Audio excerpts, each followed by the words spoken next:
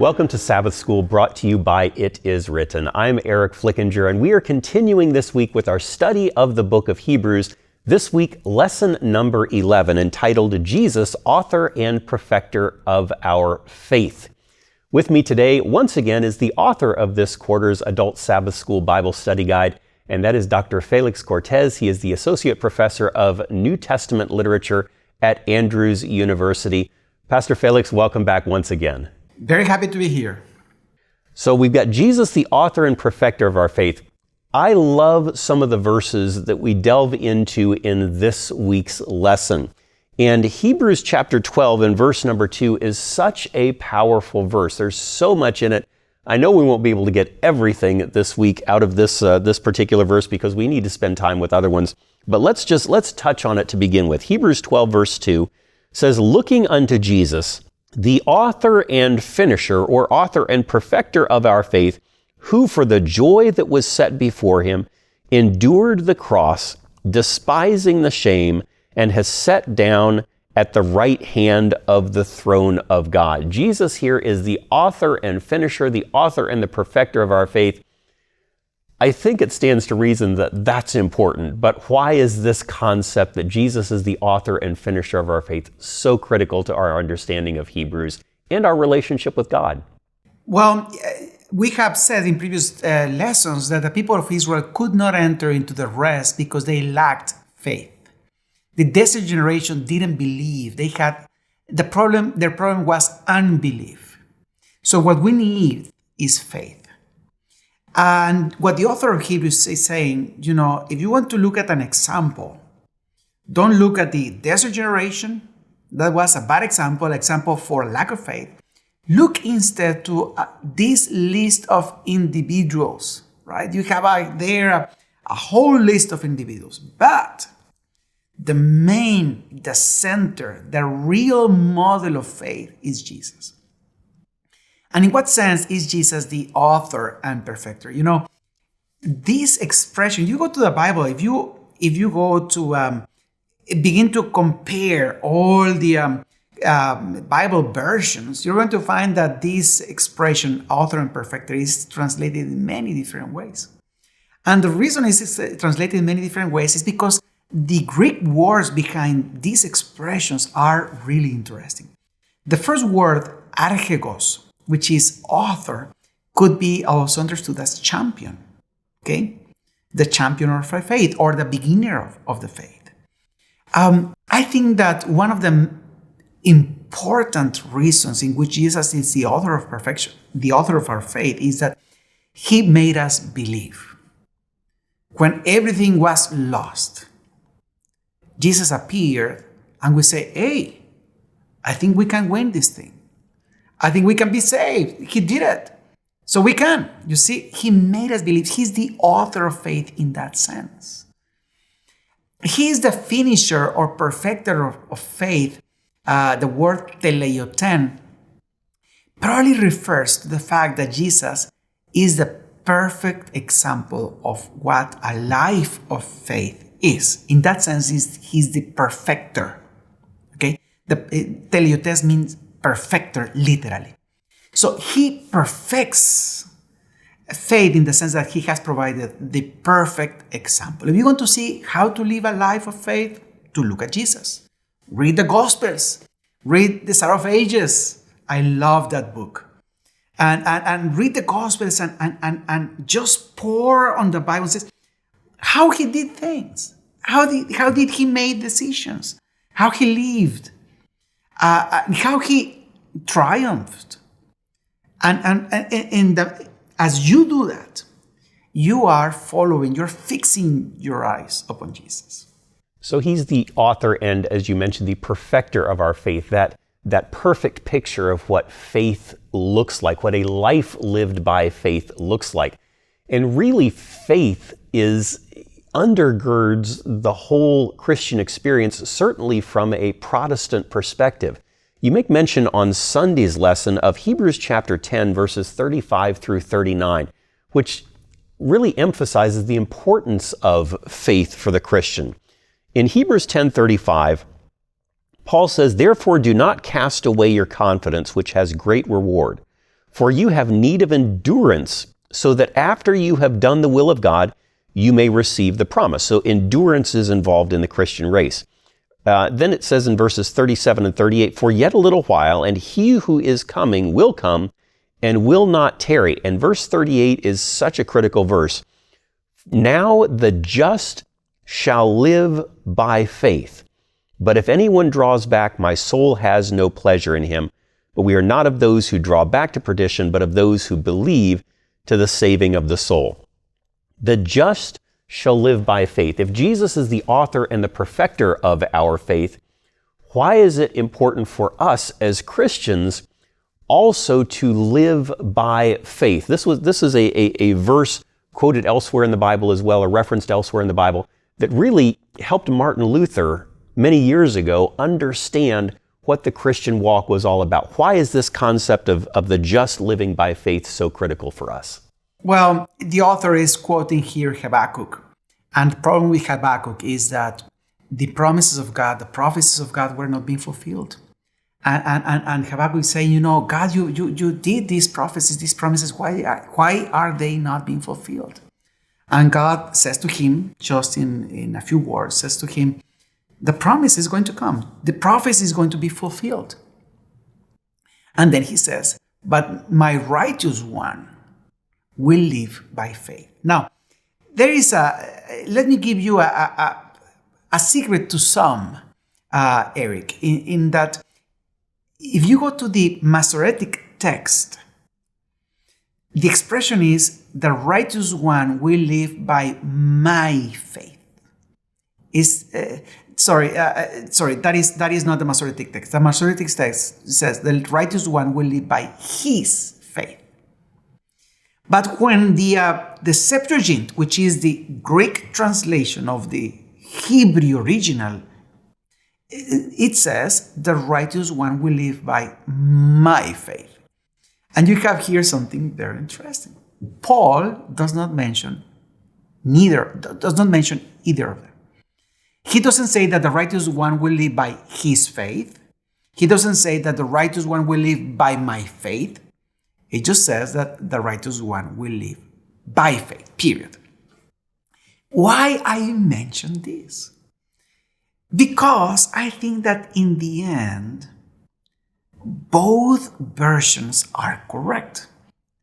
Because it is true, as the Masoretic text, the righteous one will live by his faith. The righteous one needs to believe in God, needs to embrace with faith God's promises.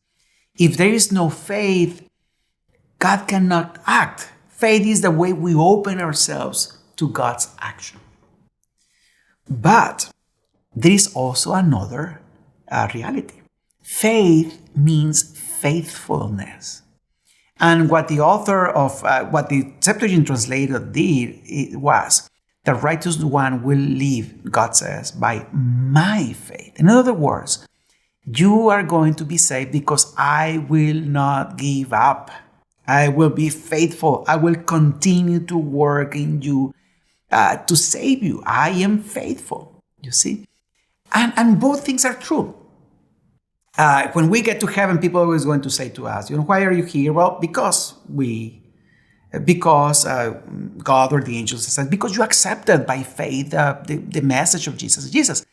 But maybe we are going to say, well, yes, but really, we're here because God did not give up. God remained faithful. That's what 1 Timothy 2:13 says, or 2 Timothy 2:13 says. God cannot be unfaithful.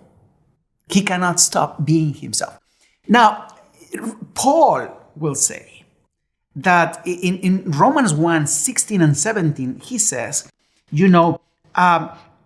for in the gospel of Christ, the righteousness of God is revealed from faith to faith, as it is written, the just shall live by faith. In other words, what Paul is saying is that the gospel reveals the righteousness of God from faith, the faithfulness of God, God remaining faithful to his promises, to your faith.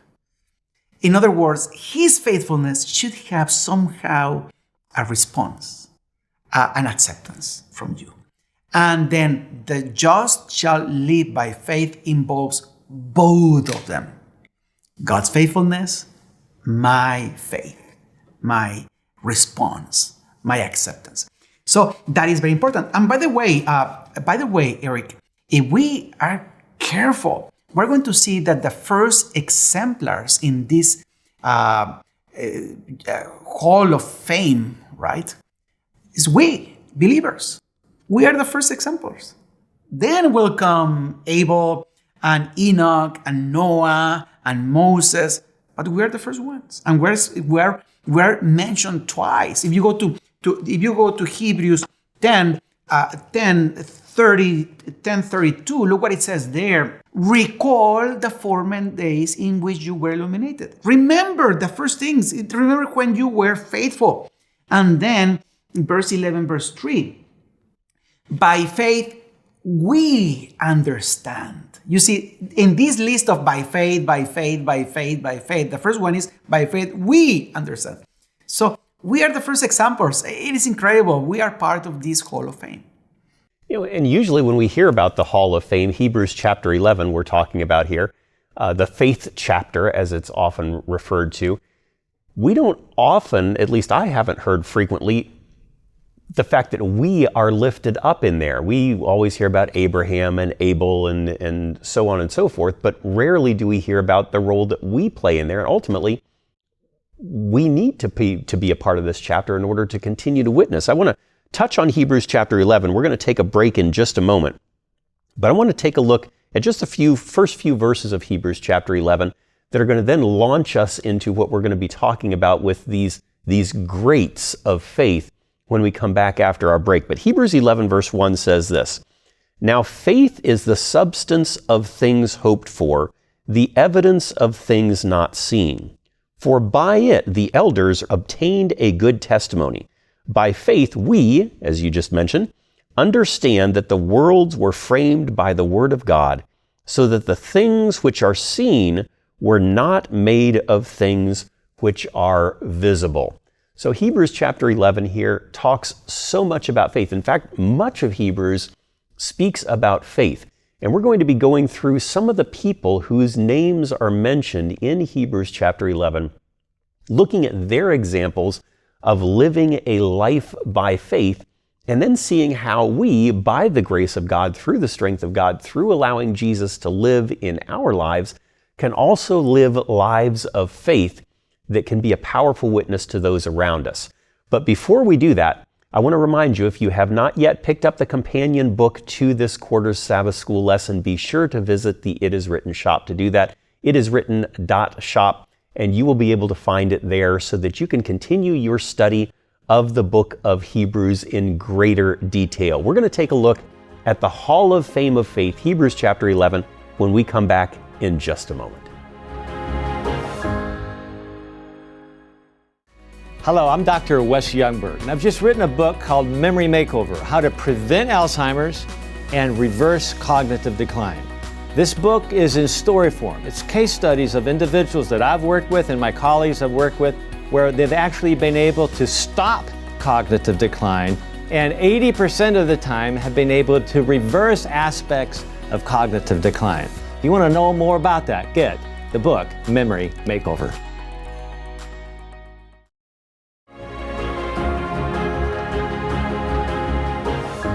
So the Hall of Fame, the Hall of Faith in the Bible, Hebrews chapter 11. If you want to be encouraged, this is a chapter to spend some time in.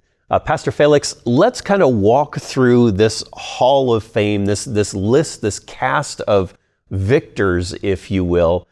God gives us a list of people here. Each one of them has something that we can pull from it. Starting in verse 4, we've got Abel, then Enoch, and so forth. Walk us through why God has impressed the author of Hebrews to put these people in this chapter. So one of the things that we learned is that faith, it has to do with the things we hope for, right?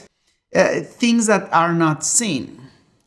And all these heroes of faith, one way or another, exemplify what this means. Noah didn't see rain before, things not seen, yet he believed and he built an ark, right?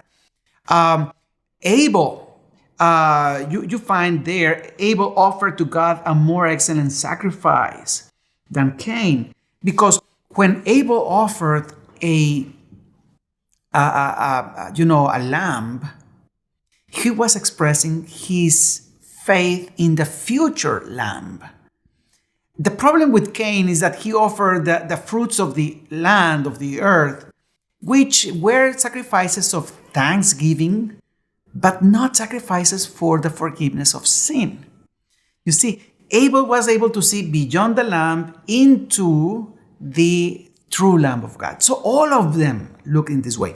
The same happens with Abraham and the rest.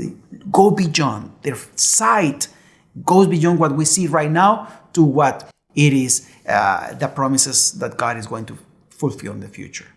So we've got Abel, we've got Enoch. Let's see, we also have here Noah, you mentioned. And then we get down to verse number 8, and it says, by faith, Abraham. How did Abraham walk out in faith? And what lessons can we learn from his example? You see, Abraham is called the father of faith by some people, right? Because he's such an example. He left his city, right? Left everything he knew to go into a land that he had not seen before, right? Things that he had not seen, as the verse 1 says, and he was able to trust in God. But you see, what makes really Abraham such an example of true faith is what happened when God asked him to offer Isaac as a sacrifice. That was such a difficult test because, you see, it didn't make sense theologically. It didn't make sense in his relationship with God because God had told him that Isaac was the son of the promise, the son through whom the promises of God were going to be fulfilled. And now God is saying to him, you need to offer him as a sacrifice. And how is that? How is that Abraham was able to remain faithful to God? Well, you know, the passage says something very interesting. Verse 17 is verse 17. It says, by faith Abraham, when he was tested, offered up Isaac, and he who had received the promises offered up his only begotten son, of whom it was said, in Isaac your seed shall be called, concluding that God was able to raise him up even from the death, from which he also received him in a figurative sense. It is interesting here, Eric, that the deliverance of Isaac is described in this passage as a parable, an illustration of resurrection. And it seems to me that this suggests how is that Abraham was able to make sense of this request. Because when he was requested, he says, how is going to fulfill his promises as well as I fulfill the request? He came to the conclusion that God was going to resurrect him. We need to remember that by that time, no one had been resurrected. And but probably Abraham, looking into his past experience, he remembered that as far as having children, he and Sarah were dead as far as having children was concerned. In fact, Romans 4 refers to the same thing, that Abraham and Sarah were dead as far as having children was concerned.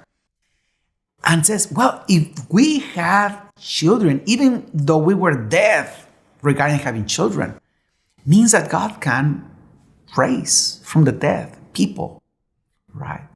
So I think God is going to do the same with Isaac. You know, Eric, the same happens with us. When we face difficult challenge in our lives, I think we need to look to the past and we need to see how has God led us in the past.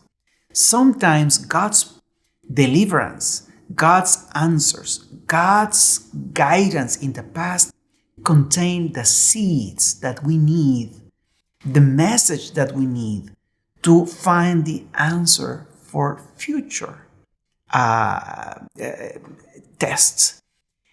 God never lets us be tested in a way for which we do not have the resources. God has not given us the resources to be faithful or to be successful in those tests. So this is a very beautiful example of faith. Beautiful picture of how Abraham is an example to us. We've got such a short amount of time and so much to cover. Moses, here starting in verse number 23. By faith, Moses, when he was born, was hidden 3 months by his parents because they saw he was a beautiful child, and they were not afraid of the king's command. By faith, Moses, when he became of age, refused to be called the son of Pharaoh's daughter, choosing rather to suffer affliction with the people of God than to enjoy the passing pleasures of sin. And you've got a section here of Hebrews 11 on Moses. Why is Moses selected as an example of the faithful? Well, Moses is a beautiful example because he's one of the most complete types of Jesus. He says, verse 25, right? But Moses was born son of the queen, right? Son of the king. But he refused to be called the son of a Pharaoh's daughter, choosing rather to suffer affliction with the people of God. This is a beautiful description of what Jesus did for us. Jesus is the son of the king. Jesus had everything. But Hebrews 2 says that he was not ashamed to be called our brother. And so Moses describes this idea of leaving behind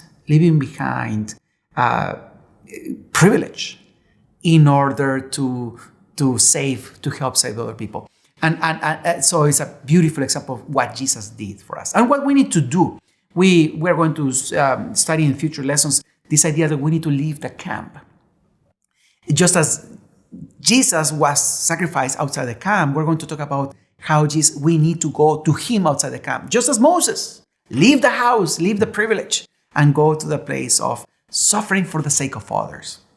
So Moses is kind of an example of Jesus, and we've seen that several times here. But then we get down to verse number 31, and it says, by faith the harlot Rahab. Now, it might be a little more of a challenge for us to say, okay, how is Rahab an example of the faithful? And yet here it is. So how do we make sense of Rahab being in this list of illustrious individuals? Rahab is an outstanding exemplar of faith because Rahab is the only woman. Well, you have Sarah as well, but it is unclear whether Sarah alone is an example of faith or Sarah and Abraham are an example of faith. There is a grammatical issue that is not completely solved. But let's say that Sarah and Rahab are together. They are the only women there. But Rahab is the only one that is a Gentile. Even worse, she is a prostitute.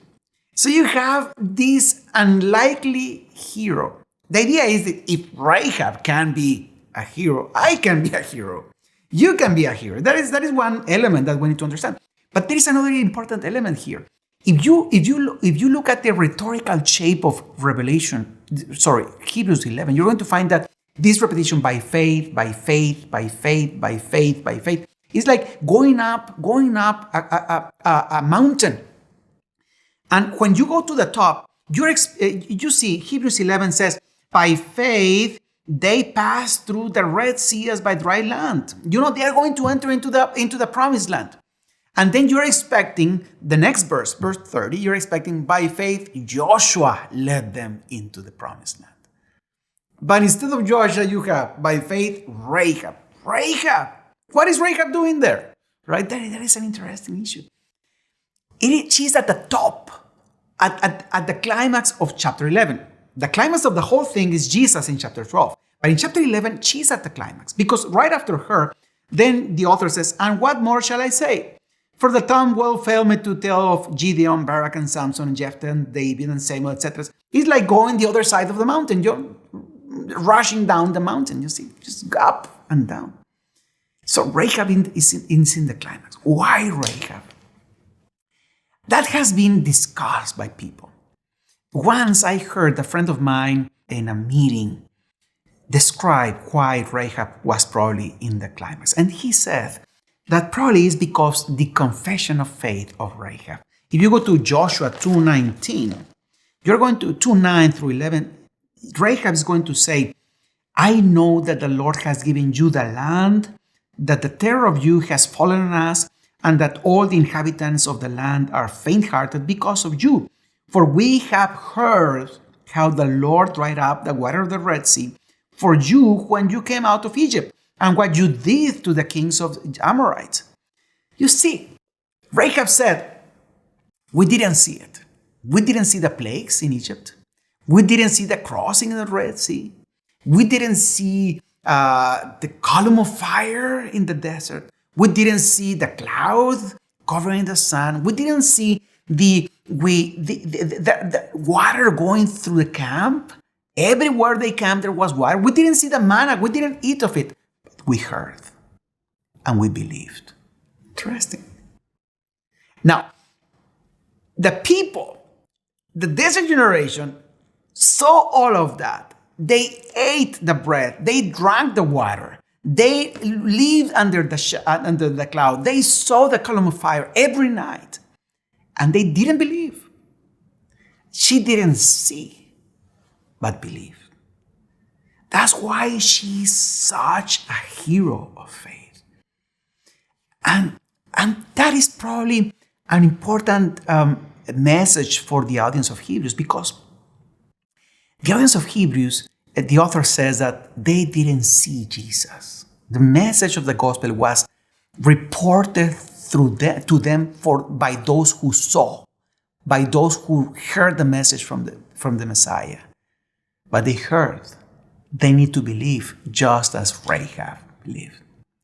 We were not there to see Jesus personally, but like Rahab, we need to believe. And we need to be saved just like she was. That is our privilege. We need to do that. And Hebrews 11 leads us, as you mentioned, right into Hebrews 12, which points us to Jesus, the author and the perfecter of our faith. I'm encouraged to know that I'm in Hebrews chapter 11, and I hope that you are encouraged to know that you are in Hebrews chapter 11 amongst this list of illustrious individuals. God loves you just as much as He does them.